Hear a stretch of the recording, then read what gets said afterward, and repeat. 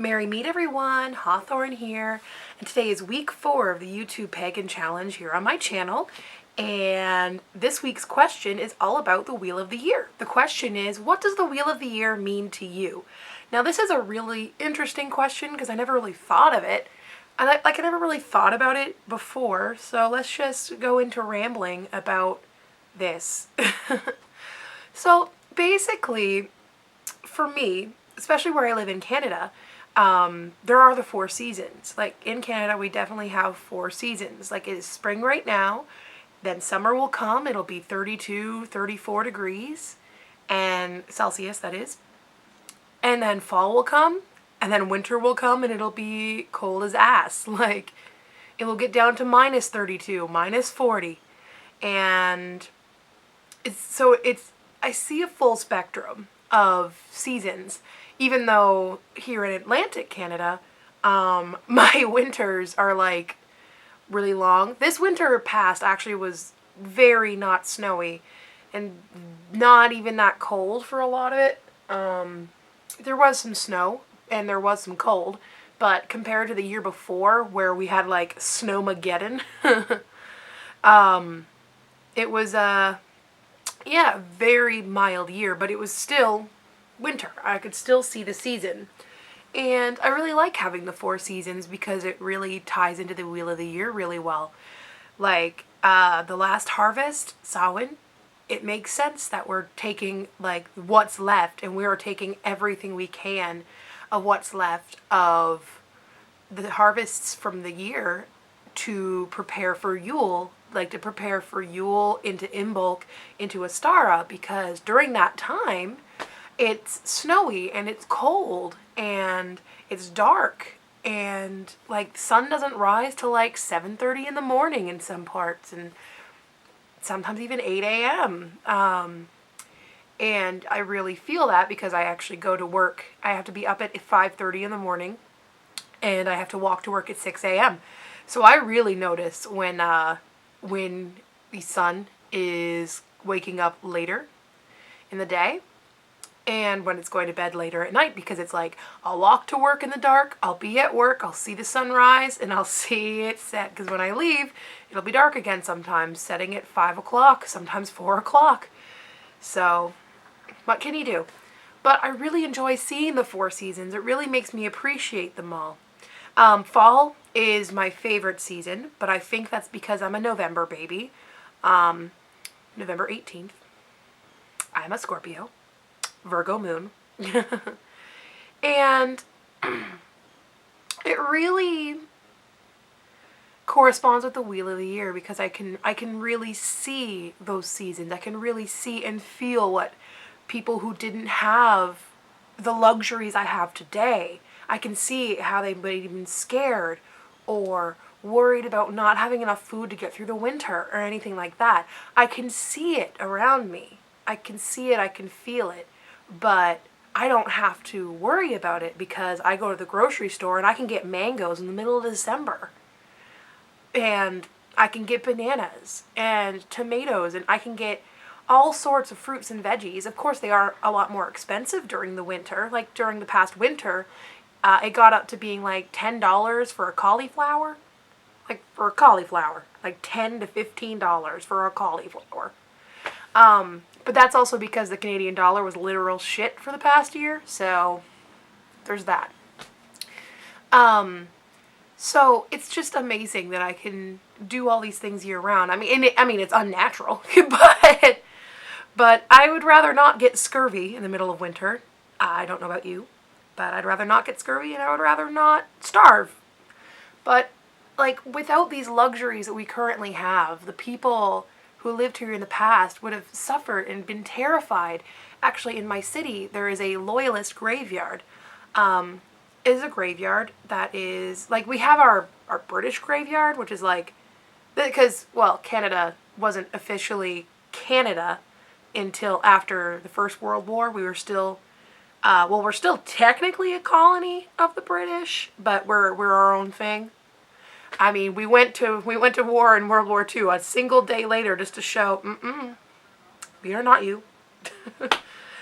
But yeah, so we have a loyalist graveyard, and it, on the little, history plaque about my city, it talks about how this is the graveyard of the people who died the first winter because they weren't prepared for it. They didn't know what to expect.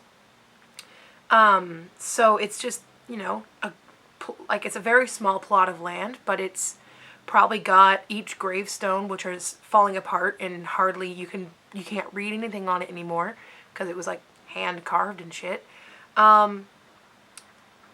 Like each one probably represents 5 to 20 people. Probably like 5 or so people per stone, and like it's a small area, but considering how few people there were that came, it's kind of like you kind of have to appreciate that you come from someone who can survive the winter, and it's kind of like crazy that we can do that now. And it blows my mind sometimes when I actually think about it. Like when I'm living my day-to-day life, it's like, oh, cauliflowers are so expensive. Why? But then I'm like, be thankful you can buy a cauliflower, and be thankful that you can do that in the middle of freaking winter, because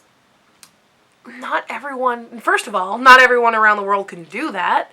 And second of all, like just a couple hundred years before, more than a couple hundred years before, but like a while before, in this very city that you live in, people were dying because it was winter. And that was the reason they were dying, is it's cold and they don't know how to survive it. And it's kind of amazing. And then it's just, yeah, so the Wheel of the Year, besides just representing the seasons and where I live, and like being able to live the Wheel of the Year like really well, especially since working with my pagan community, which actually I didn't practice paganism until I got in with the community, so it's kind of like, I guess, what it's been like. So from day one of practicing paganism, the official day one, Samhain 2012, I started experiencing the Wheel of the Year. And I would go to the planning meetings, and that's how I would learn and understand. And I would learn and understand, and I would see how things are being shown in the world around me, and how the Wheel of the Year reflects that. But not just that, the Wheel of the Year represents that there really is no end. Things just keep going, and they come back. Like, for example, fashion. Fashion goes, and it comes back. Belly tops, aka crop tops, are back in again.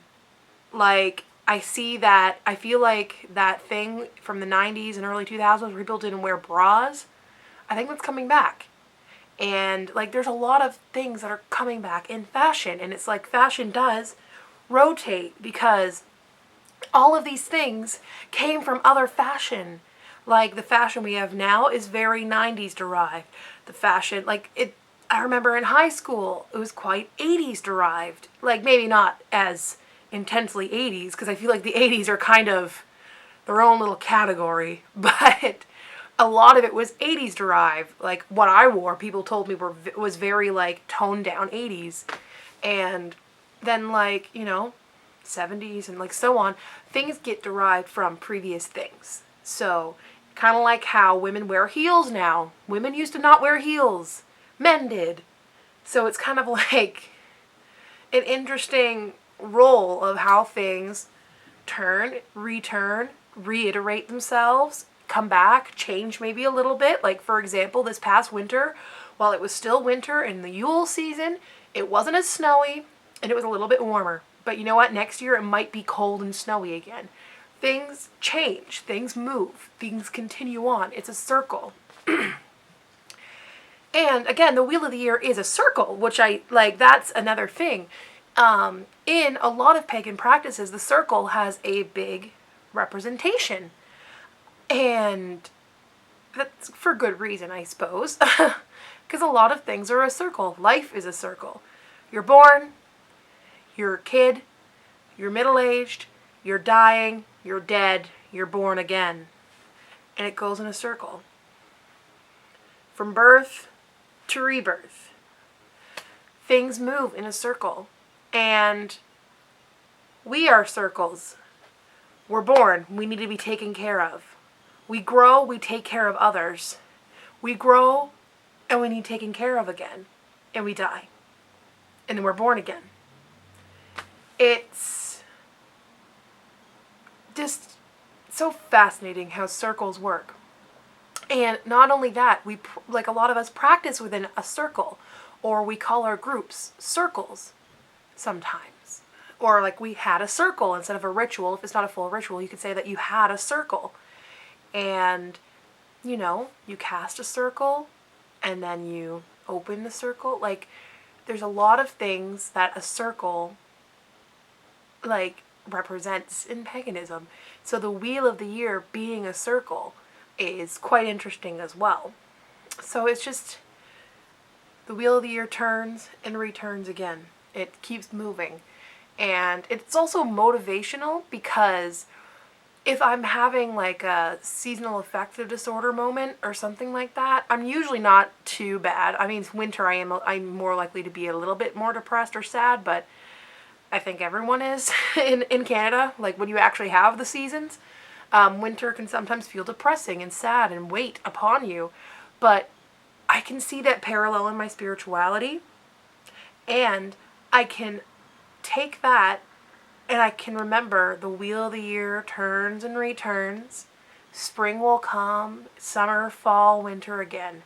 Like, things are going to keep coming back, and the snow is going to go, the sun will get stronger, it'll be warmer, you'll wear tank tops and shorts and shoes, like flip-flops again, and then you'll be complaining about the heat. And it's just, it reminds me that things keep coming back and I don't have to worry about them. I don't have to be upset. I can be happy with where I am now. And learning that and being able to be in the moment for most of the time feels very good, and knowing that I should enjoy what winter has to offer. I should enjoy what spring has to offer, summer, fall. I should be able to enjoy what each season has to offer, especially with my spirituality. And then if I'm having a down moment, all I have to remember is this too will pass, just as the heat will pass, just as the cold will pass. It moves. It keeps moving. So I think that's pretty much all I have to say on what the Wheel of the Year means to me. I don't think I was going to go through like all of the Sabbats that are on the Wheel of the Year, because what does this time of year mean to you is coming up next week, and that will be talking about Beltane. So I think that will be good enough for now, but thank you guys so much for watching, and blessed be.